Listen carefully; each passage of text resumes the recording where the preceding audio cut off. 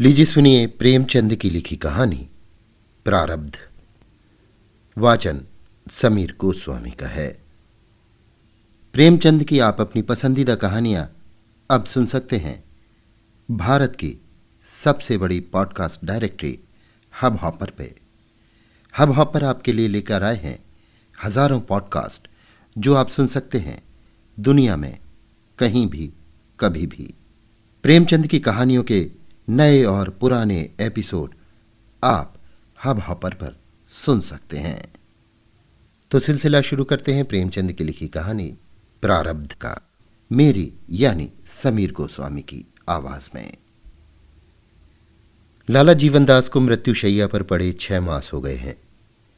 अवस्था दिनों दिन शोचनीय होती जाती है। चिकित्सा पर उन्हें अब जरा भी विश्वास नहीं रहा, केवल प्रारब्ध का ही भरोसा है।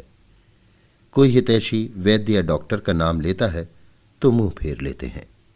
उन्हें जीवन की अब कोई आशा नहीं है। यहां तक कि अब उन्हें अपनी बीमारी के जिक्र से भी घृणा होती है। एक क्षण के लिए भूल जाना चाहते हैं कि मैं काल के मुख में हूं। एक क्षण के लिए इस दुसाध्य चिंता भार को सिर से फेंक कर स्वाधीनता से सांस लेने के लिए उनका चित्त लालायित हो जाता है। उन्हें राजनीति से कभी रुचि नहीं रही, अपनी व्यक्तिगत चिंताओं ही में लीन रहते, लेकिन अब उन्हें राजनीतिक विषयों से विशेष प्रेम हो गया है। अपनी बीमारी की चर्चा के अतिरिक्त वो प्रत्येक विषय को शौक से सुनते हैं, किंतु ज्यों ही किसी ने सहानुभूति से किसी औषधि का नाम लिया कि उनकी त्योरी बदल जाती है। अंधकार में विलाप ध्वनि इतनी आशाजनक नहीं होती जितनी प्रकाश की एक झलक। ये यथार्थवादी पुरुष थे। धर्म अधर्म, स्वर्ग नरक की व्यवस्थाएं उनकी विचार परिधि से बाहर थीं। यहां तक कि अज्ञात भय से भी वे शंकित न होते थे, लेकिन उसका कारण उनकी मानसिक शिथिलता न थी, बल्कि लोक चिंता ने परलोक चिंता का स्थान ही शेष न रखा था। उनका परिवार बहुत छोटा था, पत्नी थी और एक बालक, लेकिन स्वभाव उदार था, ऋण से बढ़ा रहता था। उस पर यह असाध्य और चिरकालीन रोग ने ऋण पर कई दर्जे की वृद्धि कर दी थी। मेरे पीछे निस्सहायों का क्या हाल होगा? ये किसके सामने हाथ फैलाएंगे? कौन इनकी खबर लेगा? हाय, मैंने विवाह क्यों किया? पारिवारिक बंधन में क्यों फंसा? क्या इसलिए कि ये संसार के हिमतुल्य दया के पात्र बने? क्या अपने कुल की प्रतिष्ठा और सम्मान को यूं विनष्ट होने दूं? जिस जीवनदास ने सारे नगर को अपनी अनुग्रह दृष्टि से प्लावित कर दिया था, उसी के पोते और बहू द्वार द्वार ठोकरे खाते फिरे। हाय, क्या होगा? कोई अपना नहीं, चारों ओर भयावह वन है, कहीं मार्ग का पता नहीं। ये सरल रमणी, ये अबोध बालक, इन्हें किस पर छोड़ूं? हम अपनी आन पर जान देते थे। हमने किसी के सामने सिर नहीं झुकाया, किसी के ऋणी नहीं हुए, सदैव गर्दन उठाकर चले, और अब ये नौबत है कि कफन का भी ठिकाना नहीं। आधी रात गुजर चुकी। जीवनदास की हालत आज बहुत नाजुक थी। बार बार मूर्छा आ जाती, बार बार हृदय की गति रुक जाती। उन्हें ज्ञात होता था कि अब अंत निकट है।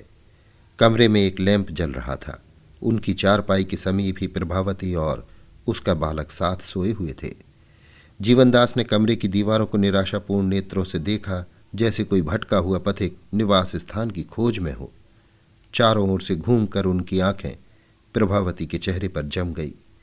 हाँ, ये सुंदरी एक क्षण में विधवा हो जाएगी, ये बालक पितृहीन हो जाएगा। यही दोनों व्यक्ति मेरे जीवन आशाओं के केंद्र थे। मैंने जो कुछ किया इन्हीं के लिए किया।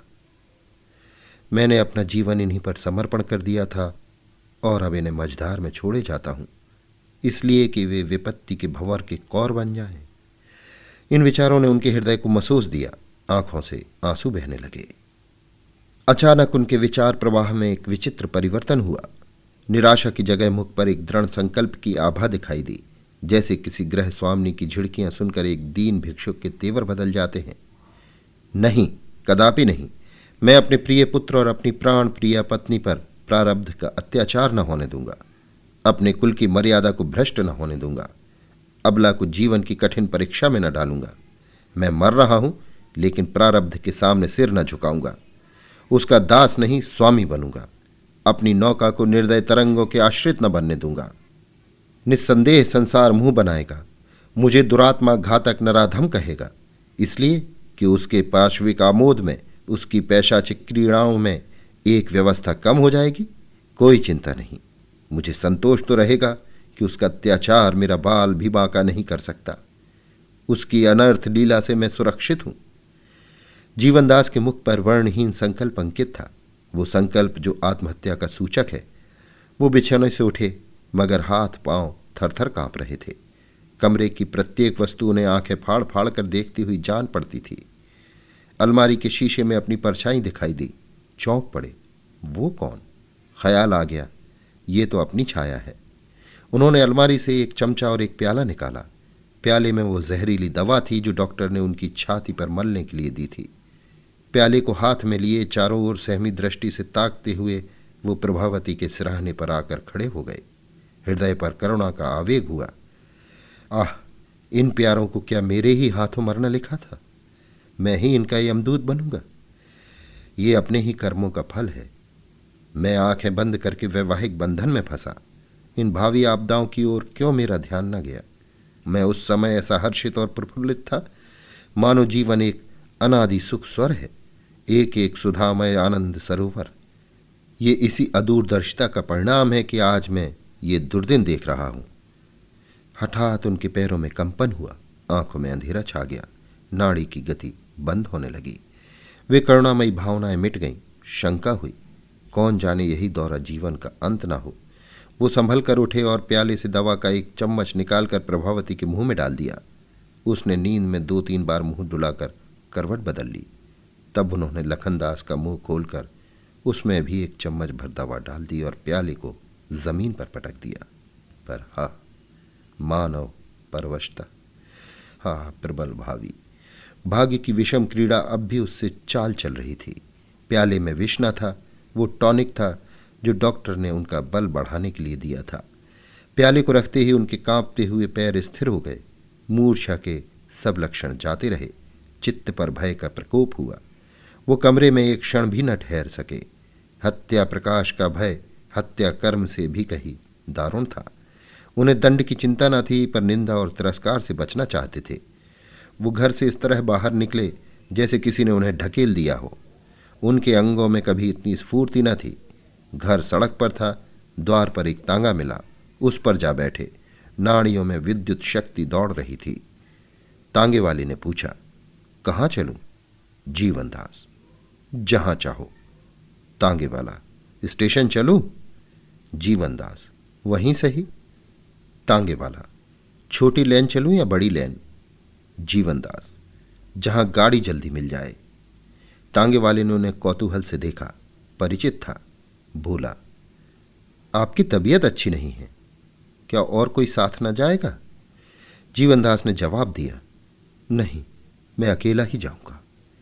तांगे वाला, आप कहां जाना चाहते हैं? जीवनदास, बहुत बातें ना करो, यहां से जल्दी चलो। तांगे वाले ने घोड़े को चाबुक लगाया और स्टेशन की ओर चला। जीवनदास वहां पहुंचते ही तांगे से कूद पड़े और स्टेशन के अंदर चले। तांगे वाले ने कहा, पैसे? जीवनदास को अब ज्ञात हुआ कि मैं घर से कुछ नहीं लेकर चला, यहां तक कि शरीर पर वस्त्र भी न थे। बोले, पैसे फिर मिलेंगे। तांगे वाला, आप न जाने कब लौटेंगे? जीवनदास, मेरा जूता नया है, ले लो। तांगे वाले का आश्चर्य और भी बढ़ा। समझा इन्होंने शराब पी है, अपने आपे में नहीं है। चुपके से जूते लिए और चलता हुआ। गाड़ी के आने में अभी घंटे की देर थी। जीवनदास प्लेटफॉर्म पर जाकर टहलने लगे। धीरे धीरे उनकी गति तीव्र होने लगी, मानो कोई उनका पीछा कर रहा है। उन्हें इसकी बिल्कुल चिंता न थी कि मैं खाली हाथ हूं। जाड़े के दिन थे, लोग सर्दी के मारे अकड़े जाते थे, किंतु उन्हें ओढ़ने बिछौने की भी सुधि न थी। उनकी चैतन्य शक्ति नष्ट हो गई थी, केवल अपने दुष्कर्म का ज्ञान जीवित था। ऐसी शंका होती थी कि प्रभावती मेरे पीछे दौड़ी चली आती है।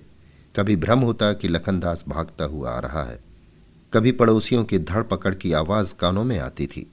उनकी कल्पना प्रतिक्षण उत्तेजित होती जाती थी, यहां तक कि वो प्राण भय से माल के बोरों के बीच में जा छिपे। एक एक मिनट पर चौंक पड़ते थे और सशंक नेत्रों से इधर उधर देखकर फिर छिप जाते थे। उन्हें अब ये भी स्मरण न रहा कि मैं यहां क्या करने आया हूं। केवल अपनी प्राण रक्षा का ज्ञान शेष था। घंटियां बजी, मुसाफिरों के झुंड आने लगे। कुलियों की बकबक, मुसाफिरों की चीख और पुकार, आने जाने वाले इंजनों की धक धक से हाहाकार मचा हुआ था।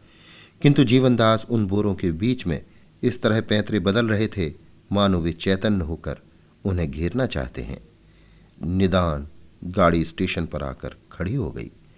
जीवनदास संभल गए। स्मृति जागृत हो गई।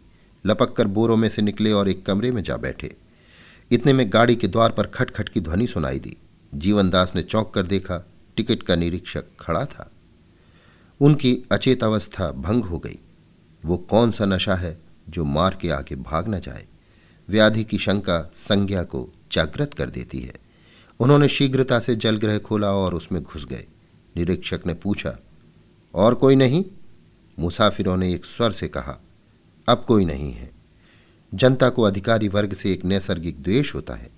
गाड़ी चली तो जीवनदास बाहर निकले। यात्रियों ने एक प्रचंड हास्य ध्वनि से उनका स्वागत किया। ये देहरादून मेल था। रास्ते भर जीवनदास कल्पनाओं में मग्न रहे। हरिद्वार पहुंचे तो उनकी मानसिक अशांति बहुत कुछ कम हो गई थी। एक क्षेत्र से कंबल लाए, भोजन किया और वहीं पड़ रहे। अनुग्रह के कच्चे धागे को वो लोहे की बेड़ी समझते थे, पर दुर्वस्था ने आत्मगौरव का नाश कर दिया था। इस भांति कई दिन बीत गए, किंतु मौत का तो कहना ही क्या। वो व्याधि भी शांत होने लगी जिसने जीवन से निराश कर दिया था। उनकी शक्ति दिनों दिन बढ़ने लगी। मुख की कांति प्रदीप्त होने लगी। वायु का प्रकोप शांत हो गया, मानो तो प्रिय प्राणियों के बलिदान ने मृत्यु को तृप्त कर दिया था। जीवनदास को ये रोग निवृत्ति उस दारुण रोग से भी अधिक दुखदायी प्रतीत होती थी।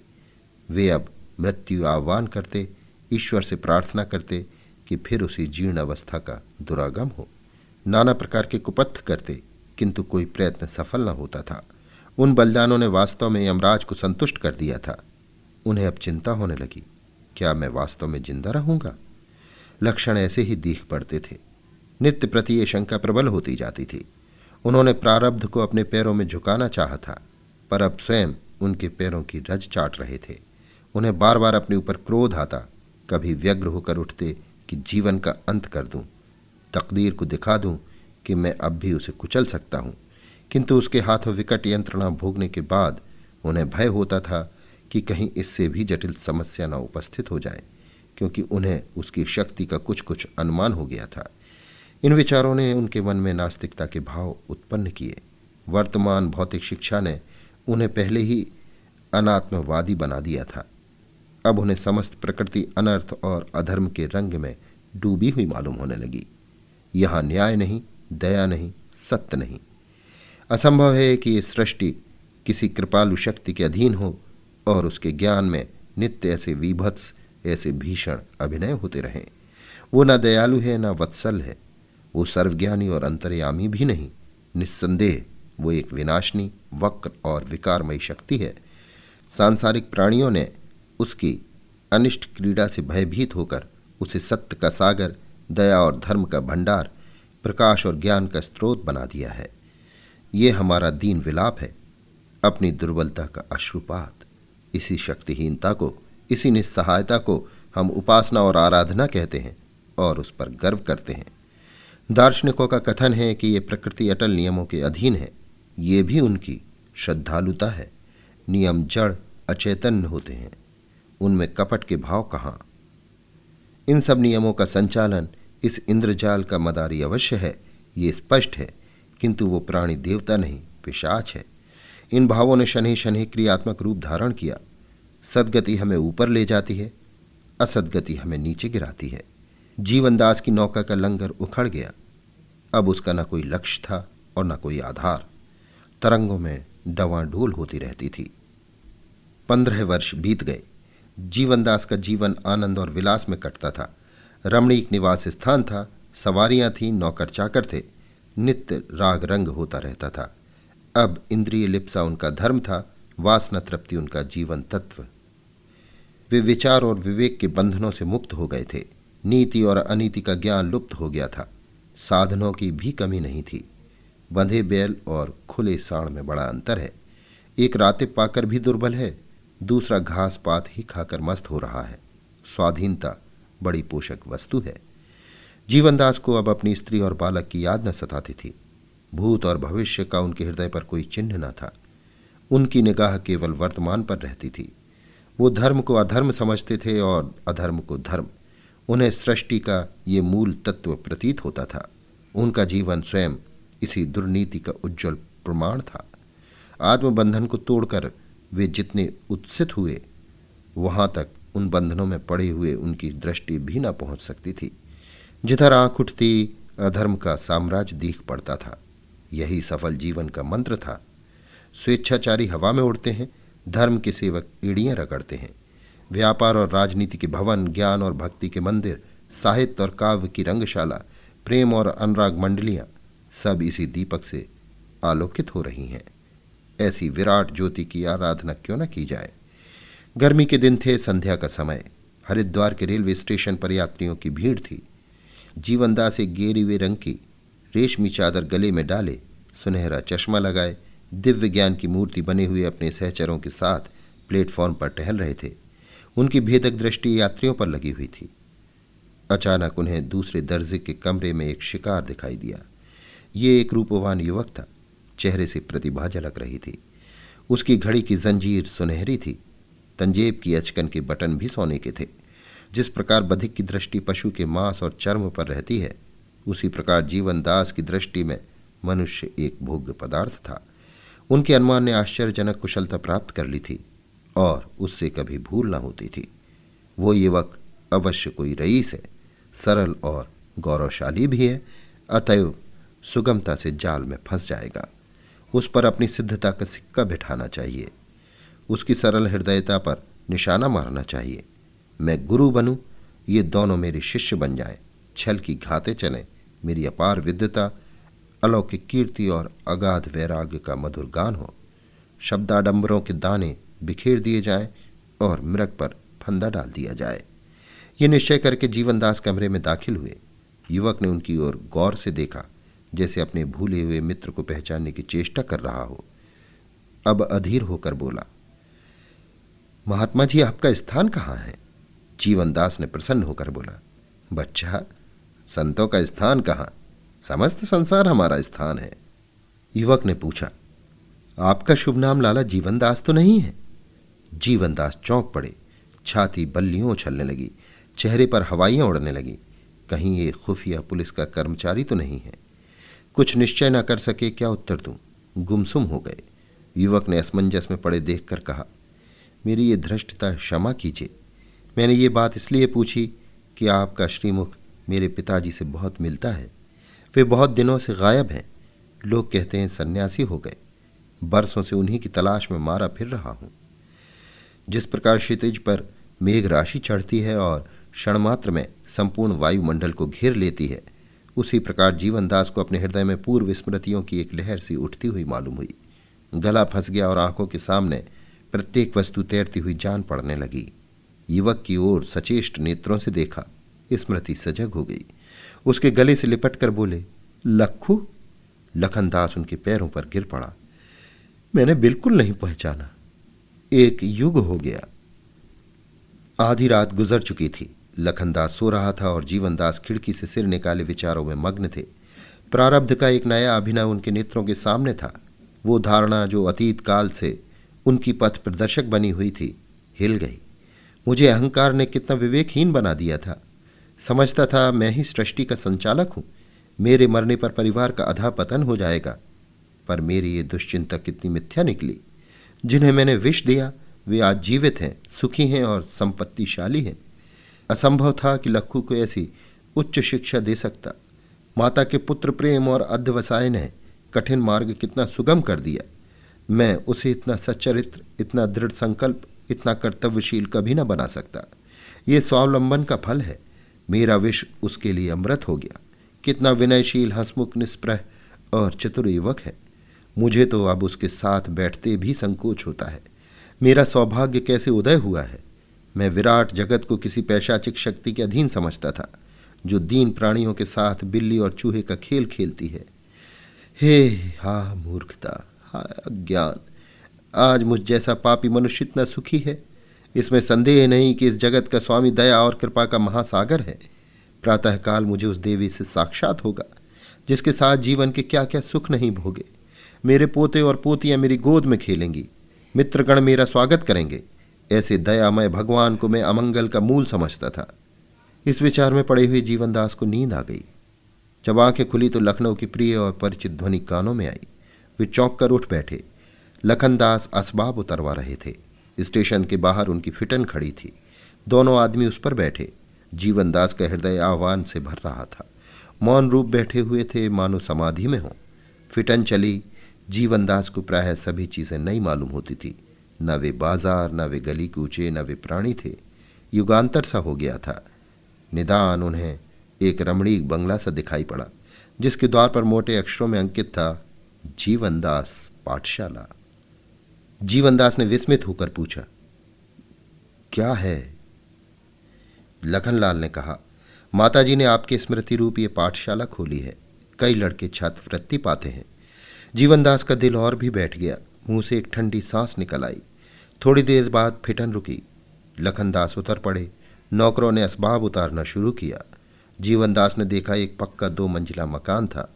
उनके पुराने खपरेल वाले घर का कोई चिन्ह न था, केवल एक नीम का वृक्ष बाकी था। 2 कोमल बालक बाबूजी कहते हुए दौड़े और लखनदास के पैरों से लिपट गए। घर में एक हलचल सी मच गई। दीवान खाने के पीछे एक सुंदर पुष्प वाटिका थी। जीवनदास ऐसे चकित हो रहे थे मानो कोई तिलिस्म देख रहे हों। रात्रि का समय था। 12 बज चुके थे। जीवनदास को किसी करवट नींद न आती थी। अपने जीवन का चित्र उनके सामने था।